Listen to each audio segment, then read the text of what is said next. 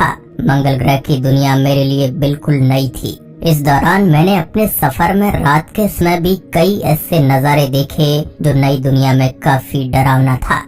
मैंने मंगल की जमीन पर चमचमाती चीज देखने से लेकर मंगल ग्रह पर पानी के सबूतों को भी ढूंढा और कुछ दिन बिताने के बाद मेरे साथ एक घटना हो जाती है और मेरा सिग्नल नासा के वैज्ञानिकों से टूट जाता है, मगर फिर भी मैंने इस कठिनाई का सामना करके पार कर लिया। तो चलिए आज मैं आपको ले चलता हूँ मंगल की वीरान दुनिया में, जहाँ मैंने 10 सालों तक वहाँ पर कैसे कैसे फुटेज लिए थे वो सब कुछ मैं आपको लाइव दिखाऊंगा।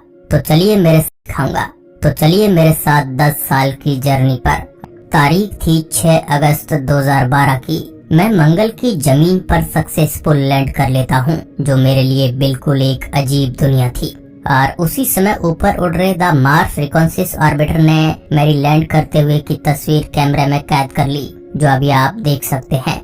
मेरे लिए मंगल ग्रह पर उतरना इतना आसान नहीं था, लेकिन फिर भी मैं सक्सेसफुल तरीके से उतर जाता हूँ। और फिर मैंने पहली बार आंखें खोली। यहाँ पर सबसे पहला काम ये था कि मुझे सबसे नजदीकी ऊंचे पहाड़ माउंट शार्प पर चढ़ना था, लेकिन मैं इस पहाड़ पर चढ़ने से पहले एक बहुत ही इंटरेस्टिंग लोकेशन पर चला गया। ये वह जगह थी जो मेरे लैंडिंग के वक्त मेरे डिसेंट स्टेज की तेज हवा की वजह से धूल बिल्कुल यहाँ पर साफ हो गई थी। दरअसल मंगल जो है उसका एटमॉस्फेयर बहुत ज्यादा पतला है, जिसकी वजह से पैराशूट मेरी प्रोटेक्शन नहीं कर सकता। इसलिए ज्यादातर सारे रोवर्स में डिसेंट स्टेज होता है जो उनकी लैंडिंग में मदद करता है। और जब मैं उस जगह पर पहुंचा तो उस जगह को गोल्डबर्न स्कोर कहा जाता है। यहाँ पर मुझे कुछ पत्थर मिले जिन्हें सेडिमेंट्री रॉक समझा जा रहा है, यानी कि वह पत्थर जो कि पानी के फ्लो द्वारा बनते हैं, और ये मंगल के मिट्टी में दबे हुए थे, लेकिन मेरे डिसेंट स्टेज में ब्लास्ट से बाहर आ गए। और ये 2012 की बात है, जब वैज्ञानिकों को ये नहीं पता चला था कि मंगल ग्रह पर मिलियन साल पहले पानी मौजूद था, इसलिए ये काफी बड़ा खुलासा था। इसके बाद मैं मंगल ग्रह पर 16वें दिन माउंट शार्प के सतह पर बने डिजाइन को कैप्चर करता हूँ, और ये डिजाइन एक और सबूत है कि यहाँ पर से कभी पानी बहता होगा। और फिर मैं 27वें दिन एक और जियोलॉजिकल फॉर्मेशन के पास जाता हूँ। उस पर भी पानी के बहने के निशान थे। इस जियोलॉजिकल फॉर्मेशन को सेडिमेंट्री कॉन्ग्लोमेरेट कहा जाता है, और ये निरंतर बहते पानी की वजह से बन जाता है। धरती पर भी जहाँ पर पानी बहता है उसके नीचे ऐसा फॉर्मेशन होता ही है। और फिर नासा ने एक बार मेरी कंडीशन चेक की और देखा कि मेरे टायर सही सलामत काम कर रहे हैं या नहीं। इसके बाद मैं 39वें दिन एक और प्रमाण के पास पहुंचता हूं, जो ये बताता है कि सच में मार्शियन सरफेस में एक वक्त पानी बहता होगा, क्योंकि यहाँ पर बेडरॉक जो है वह बाहर निकला हुआ था और इसका शेप सर्कुलर था, जो कि तब होता है जब बहुत फोर्स वाला पानी किसी सरफेस से कई सालों तक बहता रहे। इसी के साथ उसके आजू बाजू छोटे मोटे पेबल्स भी थे, जो कि निरंतर चलते पानी ने जमा किए होंगे। और अगर ये प्रूफ काफी नहीं था कि मार्स पर कभी पानी बहता था, तो उसके बाद इन सारे लोकेशन के डायरेक्शन को चेक किया गया, और आप देख सकते हो ये एक ही तरफ जा रहा है, बिल्कुल किसी नदी की तरह। उसके बाद अभी आप ये जो नक्शा देख रहे हो, ये बताता है कि मैं अब तक कितना सफर कर पाया हूँ। और इसके बाद मैंने एक और बार माउंट शार्प की एक कमाल की तस्वीर भेजी, जिसमें उस पहाड़ की हाइट को अच्छे से देखा जा सकता है। इसी बीच मेरी नजर एक ऐसे पत्थर पर पड़ती है जो कि एक पिरामिड के जैसे शेप में लग रहा था, और यही वक्त मुझे कमाल का लग रहा था मेरे ऑनबोर्ड लेजर सिस्टम को चेक करने का। इस तस्वीर में आपको जो डॉट्स दिख रहे हैं, ये वही है जहाँ पर मैंने अपने लेजर को मारा था। और लेजर को मारने के बाद उस पत्थर के केमिकल कंपोजिशन के बारे में बहुत सारी जानकारी मेरे हाथ लगी, और ये ऐसी जानकारी थी जिसके बारे में आज से पहले वैज्ञानिकों को नहीं पता था। कमाल की बात तो यह है कि इस पत्थर का केमिकल कंपोजिशन धरती पर मिलने वाले पत्थर से बहुत ज्यादा मेल खाता था, और धरती पर थोड़े दुर्लभ पत्थर होते हैं, इस पत्थर का कंपोजिशन बिल्कुल वैसा था। इसके बाद मैं मिट्टी के सैंपल को चेक करता हूँ। सबसे पहले मैंने मिट्टी का एक स्कूप लिया, फिर मैं उसे अच्छे से हिलाता हूँ, जैसा कि आपको वीडियो में दिख रहा होगा। ये इसलिए कर रहा था ताकि इसे सील करने में आसानी हो, और बस थोड़ा सा फिल्टर करके मैं उसे सील कर देता हूँ ताकि उसे आगे एग्जामिन किया जा सके। उतने में मेरी नजर एक चमचमाती प्लास्टिक जैसी चीज पर पड़ती है, जिसे ध्यान से देखने के बाद पता चलता है कि ये कुछ और नहीं बल्कि मेरी लैंडिंग के दौरान निकला हुआ कोई प्लास्टिक का टुकड़ा होगा। ये टुकड़ा भी इस स्कूप में आने वाला था, इसलिए मैंने उस स्कूप को नहीं लिया क्योंकि हो सकता है कि इस टुकड़े में कोई बैक्टीरिया हो जो कि पृथ्वी से आए हो और ये मेरे अंदर के सिस्टम को खराब कर सकता है। इसके बाद मैंने अपना दूसरा स्कूप लिया और उसे थोड़ा अच्छे से फिल्टर किया और फिर इसे भी मैंने सील कर दिया ताकि इसे एग्जामिन कर सके। और फिर मुझे मिट्टी में फिर से कुछ चमकता हुआ नजर आता है, लेकिन इस बार ये कुछ पत्थर की तरह था, बिल्कुल किसी छोटे मोती की तरह। और जब मैंने उसके पास थोड़ा और खोदा तो मिट्टी में से और भी ऐसे चमचमाते टुकड़े निकल रहे थे, जिससे ये बात साफ हो गई थी कि ये कोई ऐसी चीज नहीं है जो मेरे साथ मंगल ग्रह पर आई हो, बल्कि ये मार्स की मिट्टी का ही एक हिस्सा है। वैज्ञानिकों ने अनुमान लगाया कि ये सिलिकॉन का बना कांच जैसा कोई ऑब्जेक्ट होगा। इसके बाद मैं अपना तीसरा स्कूप लेता हूँ, जिसे मैं काफी अच्छे से फिल्टर करके वापस से सील कर देता हूँ। इन सारी चीजों को एग्जामिन करने के बाद पता चलता है कि इस मिट्टी में पानी जैसी नमी भी मौजूद है, इसलिए मंगल पर ये जितना चमकीला लाल दिखता है उतना है नहीं। क्योंकि जब मैंने मंगल के सरफेस के नीचे से मिट्टी ली थी तो वह बाहर की मिट्टी से डार्क कलर की थी, बिल्कुल जैसा धरती पर होता है। इसके बाद मैं इन सैंपल को हिट करता हूँ, जिसके बाद इसमें से सल्फर, कार्बन डाइऑक्साइड और ऑक्सीजन रिलीज होता है, जो कि नॉर्मली होना चाहिए। और ये देखकर मुझे काफी खुशी होती है और मैं यहाँ थोड़ी देर के लिए रुक जाता हूँ। और फिर मैंने जिस जगह पर ये सैंपल ले रहा था, मैंने वहाँ की ये कमाल की पैनोरमा फोटो लेकर भेजी। और फिर मैं मंगल ग्रह पर 120वें दिन एक बहुत ही कमाल की जगह पर पहुँचता हूँ, जिस जगह को सालेर नाम दिया गया। और इस फोटो में देखकर आप समझ सकते हो कि ये जगह कितनी ज्यादा लेयर्ड है, यानी कि यहाँ पर मिट्टी और पत्थर की बहुत सारी परत है, जो कि बहुत ही बड़े पानी के बहते हुए सोर्स का प्रूफ देती है। खासकर सिपवेट लोकेलिटी, जहाँ पर ऐसी वेन्स बनी हुई हैं जो कि पानी के बहाव से ही बनती है।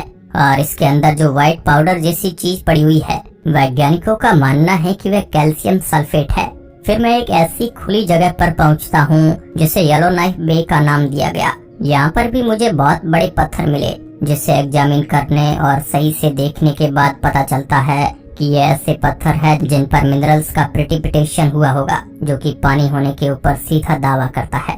दोस्तों, मंगल ग्रह पर जो सबसे पहला रोवर गया था, मार्स पाथफाइंडर, उसमें बहुत ही ज्यादा कम फीचर्स थे। उसका बस एक ही काम था, वह था मार्स के रास्ते को ढूंढना और फिर आगे आने वाले किसी भी रोवर के लिए एक नक्शा तैयार करना और एक रास्ता बताना। इसलिए तभी वैज्ञानिकों के लिए इसकी लैंडिंग ही जंग जीतने के बराबर थी। लेकिन इसके बाद आने वाले सारे रोवर्स पर अलग अलग सिस्टम ऐड किए गए। जैसे जैसे टेक्नोलॉजी आगे बढ़ती गई और वैसे ही 2011 में जब मैं मंगल ग्रह पर उतरा था, तब मेरे सिस्टम में एक ड्रिलिंग मशीन भी थी, ताकि पत्थर को और जमीन को ड्रिल करके उसके अंदर से भी इंफॉर्मेशन निकाली जा सके। फिर मैंने ड्रिलिंग करने के लिए एक बहुत ही ज्यादा फ्लैट बेडरॉक को चुना, जो कि जॉन कैलिन नाम के लोकेशन पर बना हुआ है। इसके बाद जैसे ही मैं ड्रिलिंग करने जा रहा था, तब मुझे एक टूटा हुआ पत्थर का टुकड़ा दिखा, जिसे टिनटेनियम नाम दिया गया। और जब मैंने इसकी फोटो खींचकर इसके ऊपर हाइड्रेशन टेस्ट किया था, तो ये पता चला कि इस पत्थर के अंदर काफी ज्यादा हाइड्रेशन है। मतलब सीधे भाषा में कहे तो इसमें काफी नमी मौजूद है। इसके बाद पहली बार टीम ने मुझे पूरी रात काम करने के लिए कहा था। और ये सबसे पहली तस्वीर है जो कि मार्स के सरफेस की रात को मैंने खींची थी। और वैज्ञानिक देखना चाहते थे कि क्या इसमें कोई फ्लोरोसेंट मिनरल्स मौजूद है, यानी ऐसा मिनरल्स जो कि यूवी लाइट में बहुत ज्यादा चमकने लगते हैं। धरती पर बहुत सारी ऐसी चीजें मौजूद है और वह इसी चीजों को यहाँ पर चेक करना चाहते थे। लेकिन चेक करने पर पता चला कि ऐसा कोई भी मिनरल्स यहाँ पर तो मौजूद नहीं था। इसके बाद ड्रिलिंग प्रोसेस के दौरान मेरा टायर एक पत्थर पर आ गया और वह पत्थर टूट गया, जिसकी वजह से उसके अंदर से कुछ चमकता हुआ निकला। और वैज्ञानिकों का कहना है कि ये सिलिका है, जो कि मंगल ग्रह की सरफेस पर बहुत ज्यादा मात्रा में मिलता है। ये एक छोटा सा मेरे साथ एक्सीडेंट हुआ था, जिससे कुछ नया जानने को मिला। इस तरह मंगल ग्रह पर मैं 200 मार्सियन दिन बिता देता हूँ।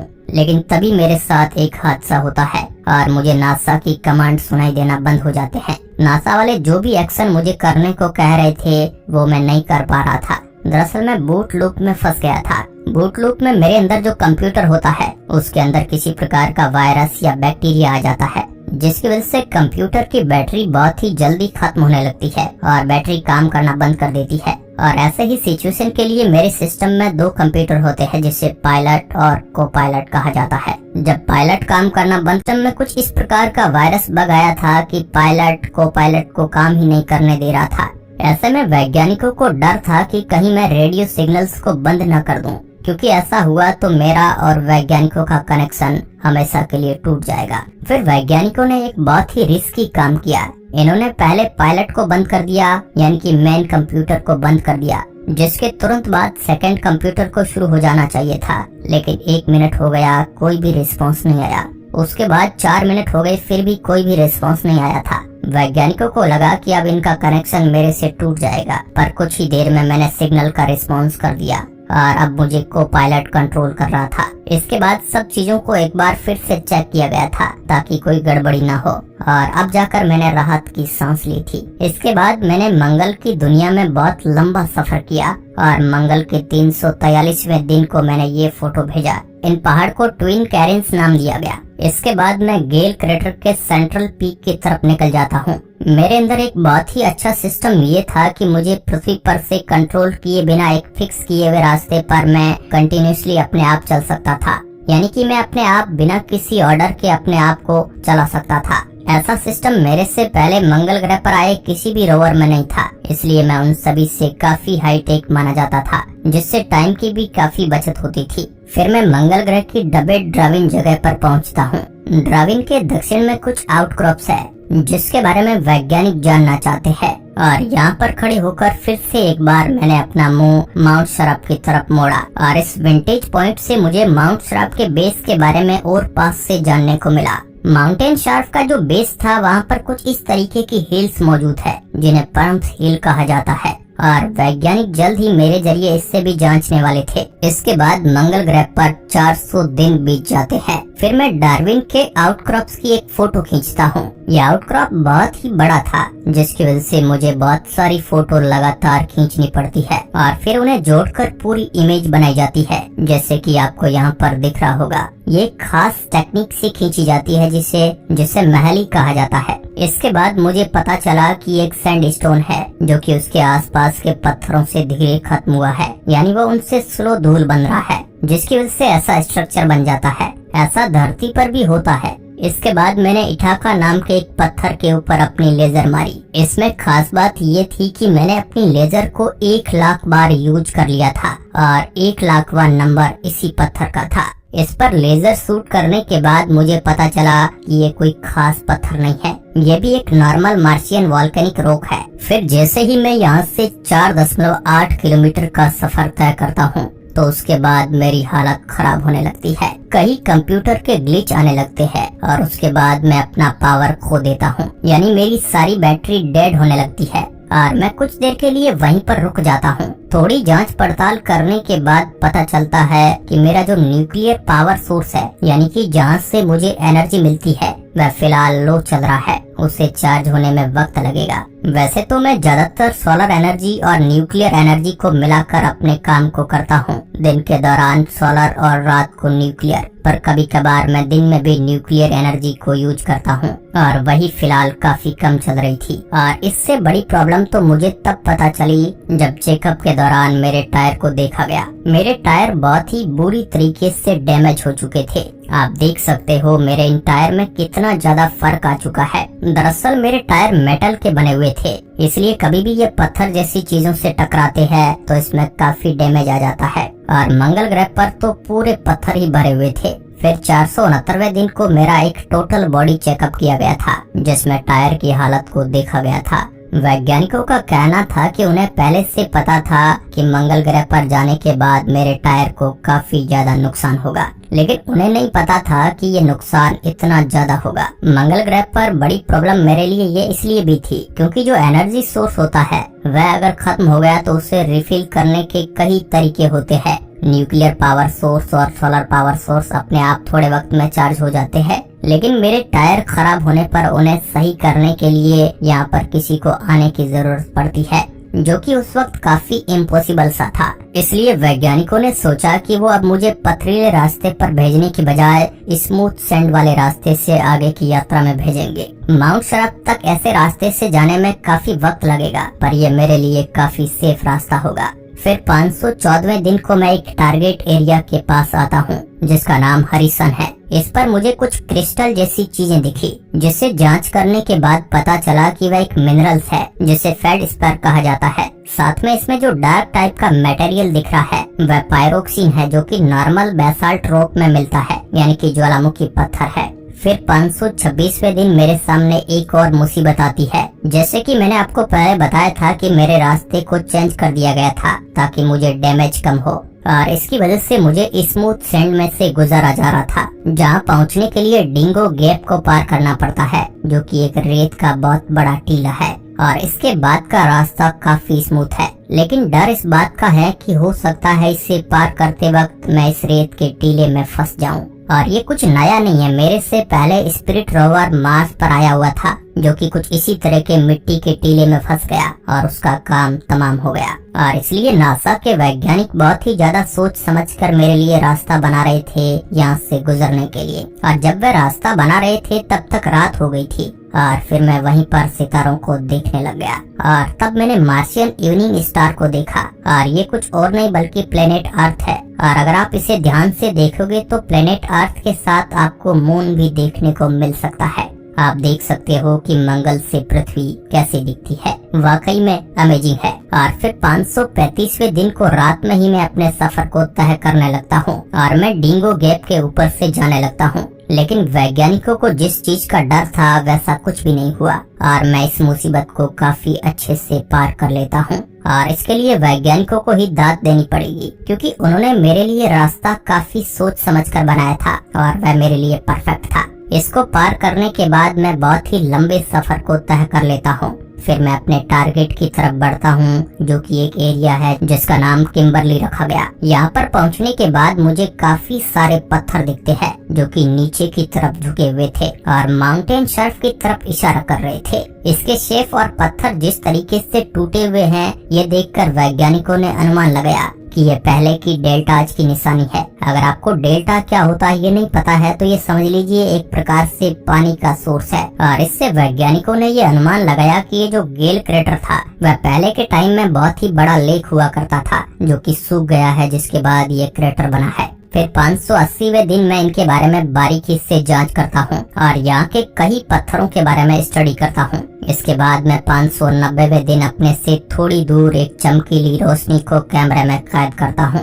जिसे देखकर वैज्ञानिक भी आश्चर्य में पड़ गए थे। और जब ये फोटो पब्लिक की नजर में आई थी तो सबका निशाना बस एक ही तरफ था। जी हाँ, सबका कहना था कि ये कोई एलियन है या फिर उनका कोई स्पेसशिप जो कि दूर से रोशनी कर रही है। पर नासा के वैज्ञानिकों का कहना था कि ऐसा बिल्कुल नहीं है। ऐसा दिखने के पीछे दो कारण हो सकते हैं। सबसे पहला कि ये कोई कॉस्मिक रे हो सकती है। कॉस्मिक रे छोटे पार्टिकल होते हैं जो कि यूनिवर्स में घूमते रहते हैं, और हो सकता है वैसा ही कोई कॉस्मिक रे कैमरे के लेंस पर आकर लग गया हो, जिसकी वजह से ऐसी रोशनी यहाँ पर दिखी हो। इसी के साथ हो सकता है कि ये बहुत ही सिंपल सा रिफ्लेक्शन हो, क्योंकि सेम जगह पर सेम टाइम पर जब मेरे दूसरे कैमरे से फोटो खींची गई थी तो उसमें रोशनी नहीं दिखी थी। दरअसल मेरे सिस्टम के अंदर दो कैमराज लगे हुए हैं जो साथ में काम करते रहते हैं, और दूसरे कैमरा में कुछ भी नहीं दिखता है। इसलिए वैज्ञानिकों का कहना है कि यकीनन कॉस्मिक रे होगी। अब आप में से कई लोग सोच रहे होंगे कि तो ऐसे रे धरती पर क्यों नहीं होती। दरअसल धरती का मैग्नेटोस्फीयर यानी कि मैग्नेटिक फोर्स बहुत ज्यादा है, जिसकी वजह से इंसान इससे सेफ है।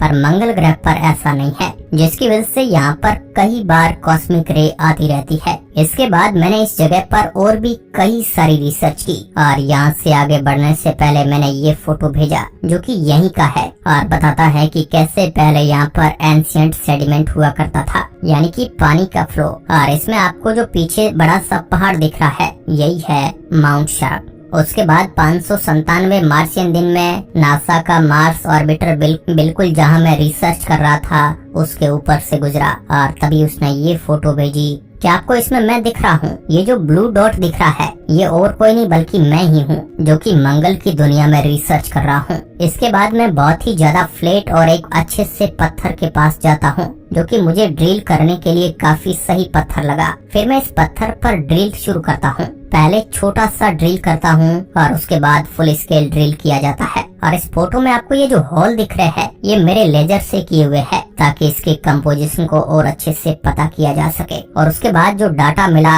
उससे ये पता चला कि यहाँ से किसी टाइम में पानी फ्लो हुआ करता था। फिर 648वें दिन में सूरज है वह सन स्पॉट है जो इसके विजन को रोक रहे हैं। 705वें दिन में प्रम्प हिल्स की तरफ अपना रास्ता बनाता हूँ और यहाँ तक पहुँचने के लिए मुझे हिडन वैली से गुजरना होता है जो कि एक नया रास्ता है ताकि मैं टाइम को बचा सकूं। लेकिन जैसे ही मैं यहाँ से जाता हूँ तो मेरे टायर स्लिप होने लगते हैं क्योंकि यहाँ की मिट्टी बहुत ही स्लिकी है, जिसके बाद वैज्ञानिकों को डर था कि कहीं मैं फंस न जाऊं और अगर नासा वाले जल्द ही कुछ न करते तो वो मुझे हमेशा हमेशा के लिए खो सकते थे। तो इसलिए उन्होंने मुझे वापस पीछे मोड़ने का निर्णय लिया और ये करने के लिए मैं वापस टर्न नहीं ले सकता था क्योंकि ऐसे में टायर और फंस जाते। तो मैंने अपने टायर के ट्रेसेस पर ही रिवर्स जाने का तय किया और जैसे तैसे करके मैं हिडन वैली से बाहर आ गया और अब मैं प्रम्स हिल्स के तरफ रवाना हो गया जो कि माउंट शार्प का बेस है। और यहाँ जाते वक्त मैं कॉन्फिडेंस हिल के पास आता हूँ जहाँ से मैंने एक सैंपल लेने का सोचा क्योंकि मैं ये देखना चाहता था कि माउंट शार्प के आसपास के हिल्स में पत्थर और मिट्टी किस प्रकार की है ताकि मैं अच्छे से समझ सकूं कि यहाँ पर क्या हुआ था। मंगल ग्रह पर 801वें दिन में जानबूझकर एक सैंड रिपल्स के ऊपर से चलता हूँ ताकि उसके नीचे की जो मिट्टी है उसको एक्सपोज कर सकूं।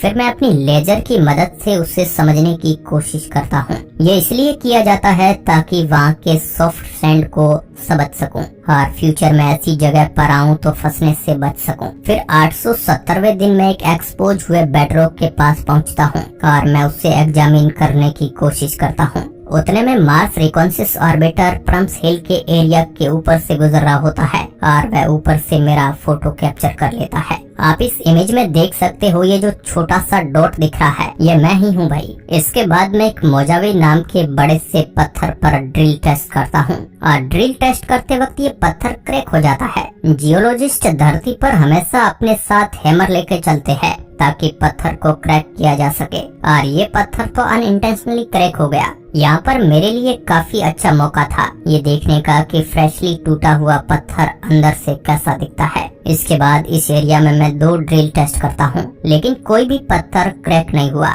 और फिर सारे सैंपल्स को कलेक्ट करता हूँ और इस चीज की खुशी में मैंने एक सेल्फी निकाली और कुछ मिनट के लिए मैं यहीं पर आराम करता हूँ। जब तक मैं आराम करता हूँ तब तक आप इस मैप को देखिए। इसमें आर्टिस्ट ड्राइव नाम की जगह है जिसे मुझे क्रॉस करना पड़ेगा माउंट शार्प तक पहुँचने के लिए और इस जगह को क्रॉस करने के बाद और भी ज्यादा बड़ी पत्थर की लहर आती है जो कि आपको माउंट शार्प के बारे में बहुत सारी बातें बताएगी। और आर्टिस्ट ड्राइव की तरफ बढ़ते वक्त मेरा ध्यान गार्डन सिटी की तरफ पड़ता है। ये नाम नासा की टीम ने दिया था जिन्होंने देखा कि इस पूरे पहाड़ पर मिनरल्स की लाइंस है तो उन्होंने मुझे आदेश दिया कि हम इस चीज को और भी ज्यादा बेहतर तरीके से समझे, जिस वजह से मुझे गार्डन सिटी के पास भेजा गया। इसमें ये जो मिनरल्स की लाइन है उसे मिनरल्स विंस कहा जाता है। मिनरल विंस तब बनती है जब फ्रैक्चर हुए पत्थरों के बीच में से फ्लूइड गुजरता है और ये फ्लूइड मिनरल्स को यहाँ पर जमा कर देता है जिसकी वजह से बीच में से सफेद कलर की लाइन बन जाती है जो कि मिनरल्स ही होता है। और इस केस में ये लाइन इतनी उभर कर इसलिए दिख रही होती है क्योंकि इसके आसपास का पत्थर हवा के बहाव की वजह से धीरे धीरे ये पत्थर खत्म हो गया है। पर ये जो मिनरल्स विंस है ये इस पत्थर से ज्यादा मजबूत होगी या फिर किसी वजह से हवा का इस पर उतना अभाव नहीं पड़ा होगा जिस वजह से ये पत्थर के जितना इरोड नहीं हुआ होगा। लेकिन वही पत्थर को देखा जाए तो ये काफी ज्यादा डार्क है। ये इस चीज को बताता है कि यहाँ पर फ्लूइड का प्रेशर बहुत ही ज्यादा हाई रहा होगा, यानी कि यहाँ पर फ्लूइड बहुत ही ज्यादा प्रेशर से बह रहा होगा। और ये जो मिनरल्स विंस की फोटो आपको दिख रही है ये 2 फीट का एरिया कवर करती है और आप इसमें सारे वेरिएशंस को देख सकते हो। खैर इतने में मार्स रिकॉन्सिस ऑर्बिटर एक बार फिर से जहाँ मैं खड़ा था उसके ऊपर से गुजरता है और फिर से मेरी फोटो खींचकर नासा को भेजता है। इस फोटो में मैं आर्टिस्ट ड्राइव के अंदर हूँ अब तक मैं काफी लंबे सफर को तय कर चुका हूँ। नासा द्वारा बताए गए आप इस मैप को देख सकते हो, जो कि बताता है कि मैंने मंगल ग्रह पर कितना लंबा सफर तय किया है और अभी आगे मुझे कितना सफर तय करना है। अब आर्टिस्ट ड्राइव में रुककर मैं एक पैनोरमा फोटो कैप्चर करता हूँ और उसी के साथ एक मोजेक फोटो भी खींची, जिसमें आप मेरे आगे आने वाले रास्ते को देख सकते हो, जो कि ग्रेवल और सैंड रिपल से बना है। ये बिल्कुल एक टिपिकल रास्ता है जो अब तक मैंने ट्रेवल किया है और आगे भी ट्रेवल करने वाला हूँ। और ऐसे रास्ते पर ट्रेवल करने के लिए मैं काफी जानकार हूँ। और इस फोटो में आप मेरे आसपास मौजूद लैंड फॉर्मेशन को भी देख सकते हो। खैर, इसके बाद मैं 956वें दिन मार्स के सनसेट का फोटो और वीडियो निकालता हूँ। अगर मंगल ग्रह पर सूर्य अस्त होगा तो वो कैसा दिखता है? ये ब्लू कलर का दिखता है, क्योंकि यहाँ पर कोई भी एटमॉस्फेयर नहीं है। इसके बाद मैं एक ऐसी जगह पर आता हूँ जिसे लोगन पास कहा जाता है, लेकिन जब मैंने इसके पास से फोटो खींचा तो पता चला कि इसका टेरेन मेरे चलने के लिए बिल्कुल भी सही नहीं है। इसलिए मैंने रास्ता चेंज किया। पहले की तरह गलती ना हो, मैंने सेफ्टी के लिए मेरी पास से जाने का फैसला किया। अपने सफर में मैं काफी डिस्कवरी करता हूँ, जैसे कि स्टीमसन्स यूनिट कैसे बने थे। दरअसल पूरा का पूरा जो गेल क्रेटर है वह स्टीमसन यूनिट से भरा हुआ है। ये कोई कॉम्प्लेक्स चीज नहीं है, लेकिन फिर भी इसको समझना जरूरी है। स्टीमसन यूनिट ये बताता है कि आखिर यहाँ पर लैंड का फॉर्मेशन कैसे हुआ था। ये सारी इंफॉर्मेशन जियोलॉजिस्ट के लिए काफी ज्यादा जरूरी है। और इसी बीच 1041वें दिन पर मैं एक बहुत ही ज्यादा इंटरेस्टिंग पत्थर के करीब आता हूँ। आप देख सकते हो कि पत्थर कितना ज्यादा स्मूथ है और इसका शेप भी काफी ज्यादा इंटरेस्टिंग है। और ये पत्थर ऐसा विंड की वजह से ही बना हुआ है। और मुझे कुछ टेस्ट करने के बाद ये पता चला कि इस पत्थर में काफी ज्यादा मात्रा में सिलिका मौजूद है। पत्थर में सिलिका होना ऑर्गेनिक मैटर के लिए बहुत ज्यादा जरूरी है, क्योंकि जिस पत्थर में सिलिका होता है वो ऑर्गेनिक मैटर को स्टोर करने के लिए बहुत अच्छा होता है। और जहाँ ऑर्गेनिक मैटर होगा वहाँ लाइफ भी हो सकती है। अब काफी सफर करने के बाद नासा की टीम ने मुझे अपने टायर को चेक करने के लिए कहा,